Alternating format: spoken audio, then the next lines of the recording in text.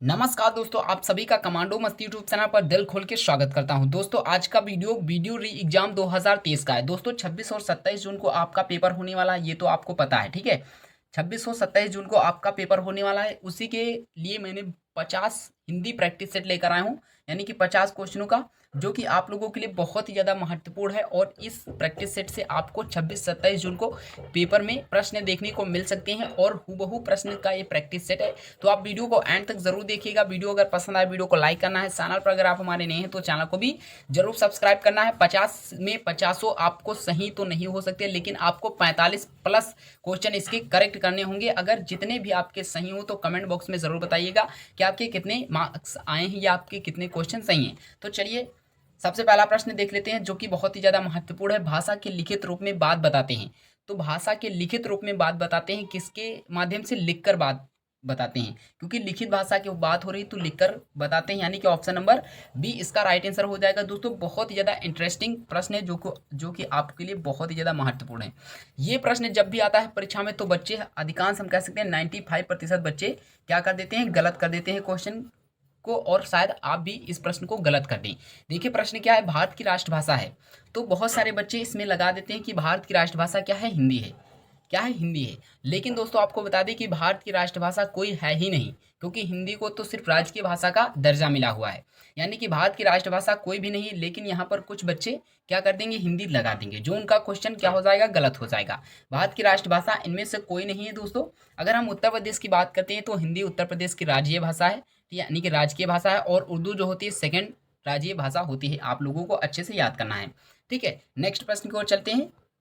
Next प्रश्न है, व्याकरण में भाषा के बताता है। जो व्याकरण होता है भाषा के बताता है, क्या बताता है?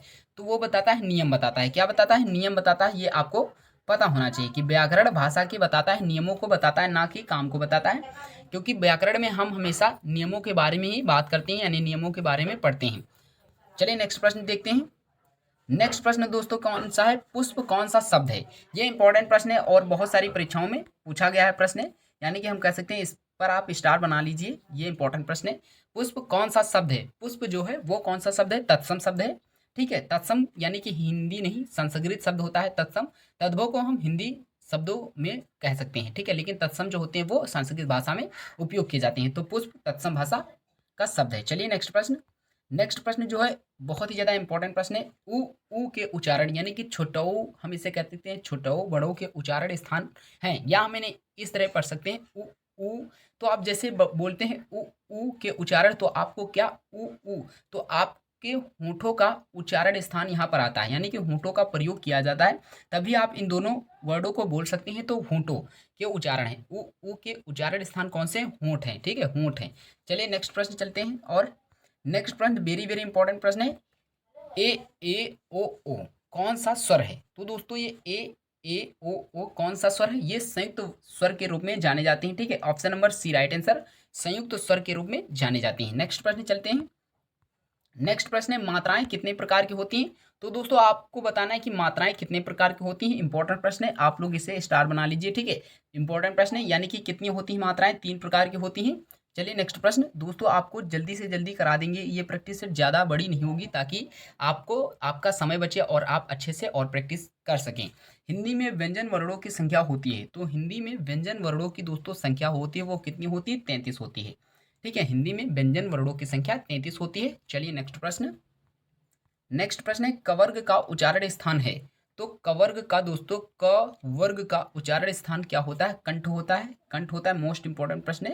नेक्स्ट प्रश्न है दोस्तों, इससे रिलेटेड आपको परीक्षा में प्रश्न देखने मिल सकते हैं, जैसे कवर्ग की बात करते हैं।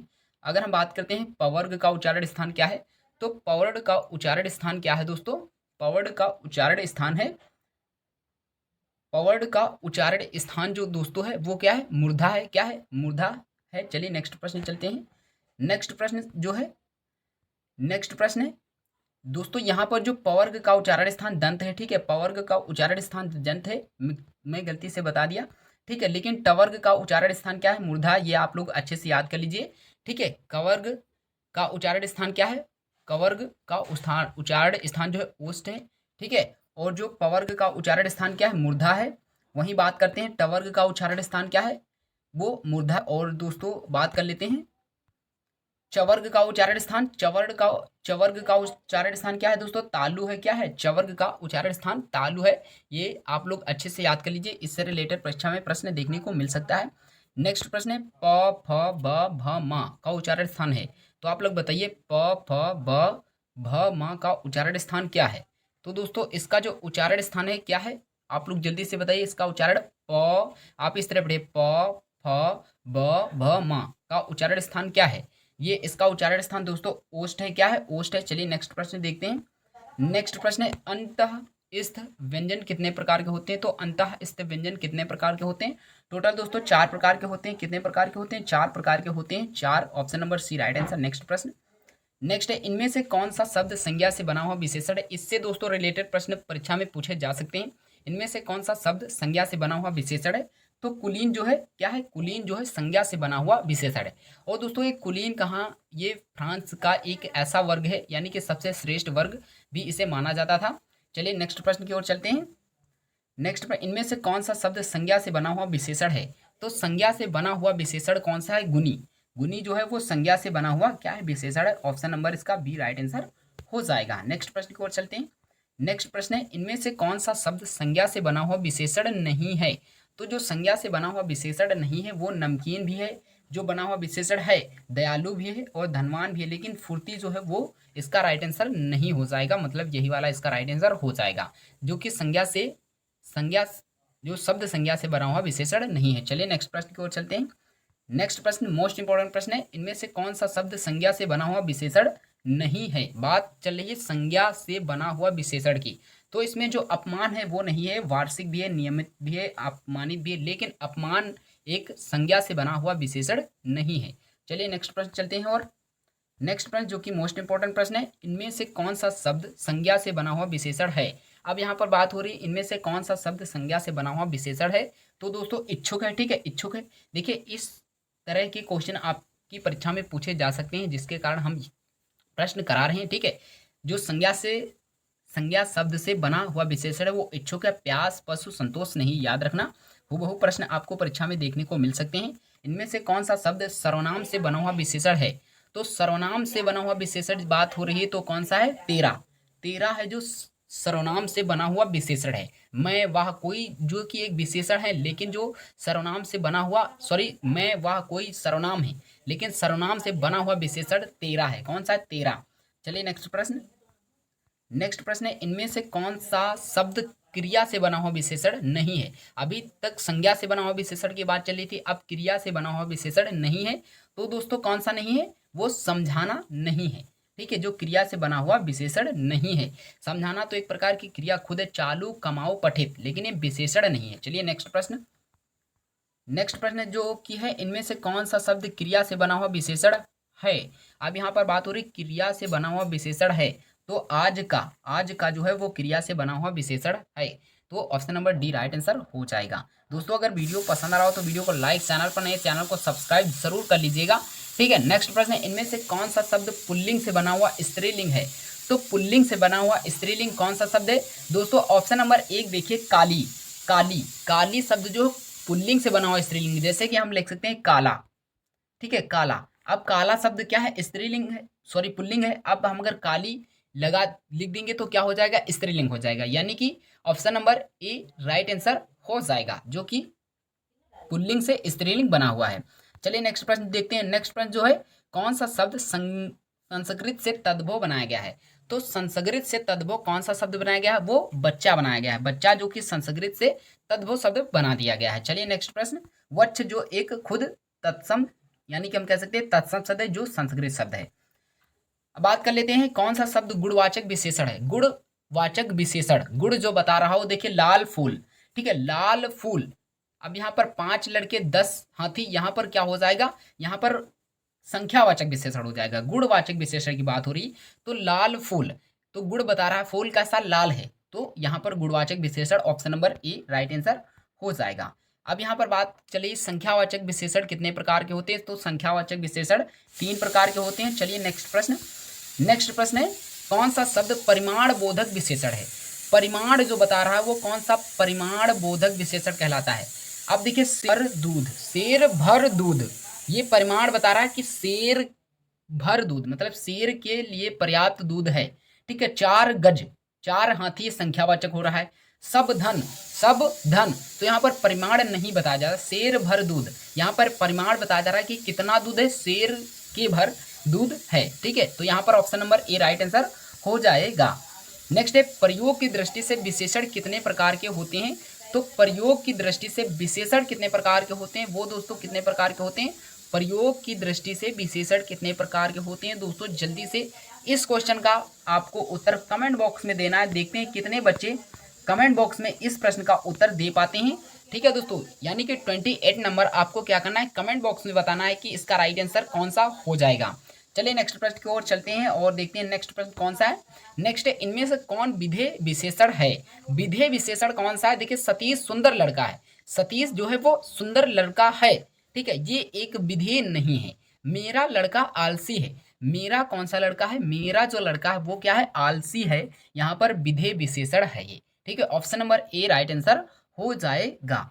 नेक्स्ट प्रश्न है इनमें से कौन सा शब्द मूलावस्था है। मूल मतलब जड़ होता है, अवस्था मतलब स्थिति, तो मूल कौन सा शब्द है इसमें, तो प्रियतर, लघुतम, ये मूल शब्द नहीं, लेकिन सुंदर जो है वो क्या है, एक मूल शब्द है।